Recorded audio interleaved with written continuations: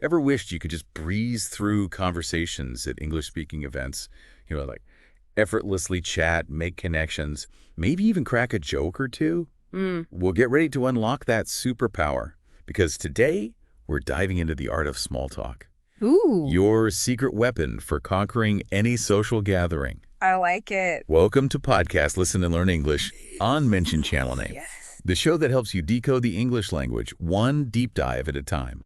I'm George, your host, for today's conversational adventure. And I'm Diana, here to help you understand not just what to say, but why it works. That's right. We spend hours digging through articles, research, even eavesdropping on coffee shop chatter. Also, you can get the most insightful, actionable advice. And we absolutely love hearing your thoughts, so make sure to hit that comment section and tell us what you'd like to explore in future deep dives. Yeah, what should we be diving into? Exactly. Speaking of deep dives today, we're tackling attending social gatherings in English-speaking environments, a practical guide, a fantastic article that breaks down common scenarios, cultural nuances, and practical tips to help you navigate those sometimes tricky social waters. Got it. But before we jump into the how, let's address the why. Okay. Why do social gatherings, especially in a new language, feel so challenging? Well, the article nails it by highlighting 4 key challenges.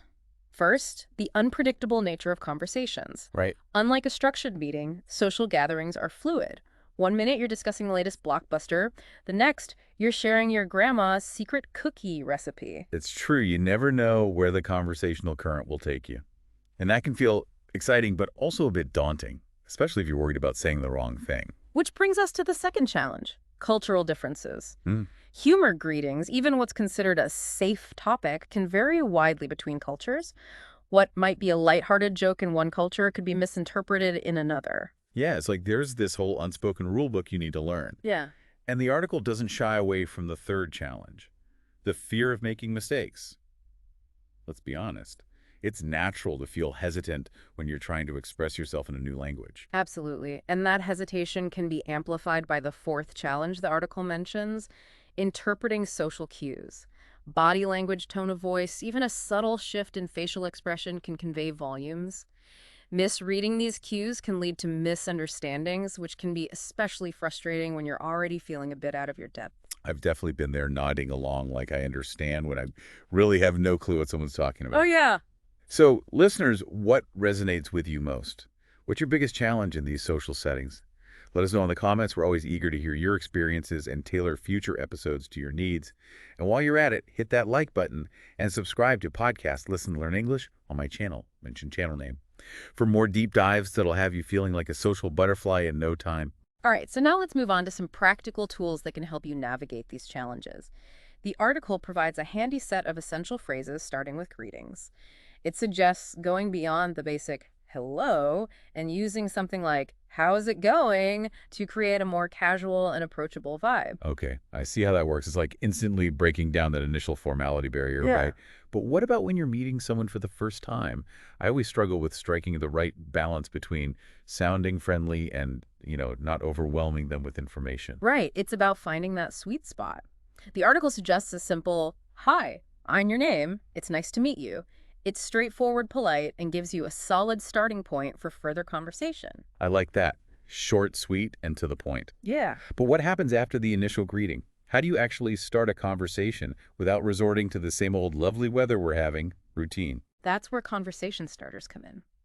The article suggests thinking beyond the obvious and finding something specific to the event or the person you're talking to. For instance, instead of commenting on the weather, you could ask, how do you know host's name? Or have you been to one of these events before? Ooh, those are good. They show you're genuinely interested and make the other person feel like their response matters. Like you're saying, hey, I actually want to get to know you, not just fill the silence. But let's say the conversation gets rolling. How do you keep that momentum going without sounding like you're interviewing them? That's where the art of active listening comes in. The article emphasizes using phrases like, that sounds interesting, tell me more, or what's been keeping you busy lately? These responses show that you're engaged and they encourage the other person to open up and elaborate. I love how these little phrases can make such a big difference. It's like you're sending a signal that says, I'm here, I'm listening, and I'm genuinely interested in what you have to say. We put a lot of work into making sure we cover the details you need to truly master these situations. So if you're finding this helpful, we'd really appreciate it if you'd hit that like button and share this episode with your friends. Yes. And don't forget to subscribe to my channel, mention channel name, so you don't miss out on future deep dives. Now let's talk about a topic that often gets a bad rap, but is actually crucial in English-speaking cultures. Small talk. Yeah, small talk. It's often seen as superficial, but the article argues that small talk serves a vital purpose. It's about building rapport, establishing common ground, and essentially creating a comfortable space for deeper connection. That makes so much sense. It's like the appetizer before the main course. It sets the stage for a more substantial interaction. Right. But I think the challenge for many people, especially those new to English-speaking cultures, is figuring out what to talk about. What are those safe, universally relatable topics that can get the conversational ball rolling? The article recommends sticking to neutral territory, like the weather, hobbies, or even the food at the event. These are generally safe bets and unlikely to spark any heated debates. You can comment on the delicious appetizers, ask someone about their interests outside of work, or even bond over a shared love for a particular sports team. Those are great. It's all about finding those common threads that can create a sense of connection. But just as important as knowing what to talk about is knowing what topics to steer clear of, right? Right. The article cautions against diving into potentially sensitive areas like politics or religion, especially in casual settings. Unless the context clearly calls for it, it's best to keep the conversation light and focused on building rapport. So it's like navigating a conversational minefield, knowing which paths to take and which ones to avoid. But, you know, I think even with all this great advice, sometimes things just get awkward. What about those moments when you suddenly draw a blank or you encounter a joke you don't understand? Oh, yeah. We'll be back after a short break to dive into those tricky scenarios and arm you with even more practical tips. Stay tuned. Welcome back to Podcast Listen and Learn English. Before the break, we were discussing some general principles for navigating English-speaking social gatherings. Now let's put those principles into practice Okay. by tackling some real-world scenarios you might encounter at these events. I love this part. It's like we're about to equip our listeners with a conversational toolkit Yeah. that they can use to confidently navigate any social situation. Uh-huh. The article kicks things off with the very first hurdle, introducing yourself.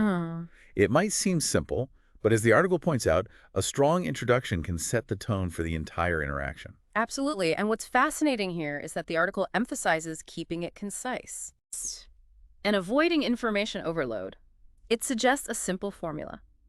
Hi, I'm your name. I work at your company department. It's great to be here. That's such a great point. It's so tempting to try and cram in all these details about Yeah. yourself. But really, a simple and confident introduction is all you need to make a good first impression. Now, let's say you've mastered the art of the intro, but now you find yourself wanting to join a group that's already engaged in a conversation. That can feel a bit intimidating, right? Absolutely. It's like trying to merge onto a busy highway during rush hour. Oh, yeah. Right. But the article offers a clever strategy for smoothly joining the flow. Okay. It suggests a moment of polite observation, listening for a bit to get a sense of the topic and the tone before jumping in. That's so smart. It shows respect for the ongoing conversation and gives you a chance to find a natural entry point. Instead of barging in with a completely unrelated topic, you're demonstrating that you're actually paying attention and interested in what they're talking about. Exactly. And then once you've found an opening, you can ease your way in with a phrase like, "Hi, I hope I'm not interrupting. What are you guys talking about?" Or, "That sounds interesting. Can I join in?" Those are perfect. Yeah. It's all about signaling your interest and politely requesting permission to enter the circle. Now, this next scenario is one that I think we've all experienced at some point. The art of the graceful exit. Oh, yes. You know when you've had a lovely chat, but it's time to move on? Right. But you don't want to seem rude or abrupt. It's a delicate dance, isn't it? But the article provides some clever exit lines that are both polite and memorable. For instance, you could say, "It's been great talking to you. I'm going to grab a drink, but I hope we can catch up again." Or, "I see someone I need to say hello to. Let's chat later." I love how those phrases acknowledge the other person. Express your enjoyment of the conversation and provide a reason for moving on without making it seem like you're rushing away. It's all about leaving a positive and lasting impression. But you know, as much as we prepare and practice, sometimes those awkward moments still sneak up on us. What about those times when you suddenly draw a blank in the middle of a conversation or you encounter a joke you just don't understand? Those moments can be so cringeworthy, right? But the article's troubleshooting section offers some great advice for handling these common hurdles. One strategy it recommends for dealing with a sudden mind blank is to have a few backup topics up your sleeve. Right. Universally interesting subjects you can seamlessly introduce if the conversation starts to stall. It's like having a conversational parachute ready to deploy when you need it. So what kind of topics are we talking about? Give us some examples. The article suggests things like travel, food, movies, or books. You could ask, have you been anywhere exciting recently? Or do you have a favorite dish here? Or seen any good movies or read anything interesting lately? Those are brilliant. They're open-ended enough to spark a conversation, but also specific enough to provide some direction. It's like you're giving the conversation a gentle nudge in a new direction without completely derailing it. But what about the humor hurdle? English can be so tricky with its slang and idioms. What happens when you encounter a joke you just don't get? The article encourages embracing curiosity rather than embarrassment. It suggests politely asking for clarification, something like, I'm not familiar with that phrase, what does it mean? Or, that's funny, can you explain it a little? I love that. It shows that you're engaged and eager to learn rather than pretending to understand something you don't. And honestly, most people are happy to explain and appreciate the opportunity to share their knowledge. It's like you're inviting them to be the expert, Yeah. which can be a great way to build rapport. But, even with all the best phrases and strategies, sometimes the biggest hurdle is simply overcoming those feelings of nervousness or awkwardness that can creep up in social situations. That's so true. It's like there's this internal battle going on between wanting to connect and feeling self-conscious or afraid of making a mistake. The article offers some really helpful tips for managing those nerves and building your confidence. Okay, I'm all ears. What are some of the strategies it suggests? It emphasizes the importance of self-care and positive self-talk. Taking deep breaths can help calm those butterflies in your stomach, and reminding yourself that everyone feels anxious sometimes can put things into perspective. That's a great reminder.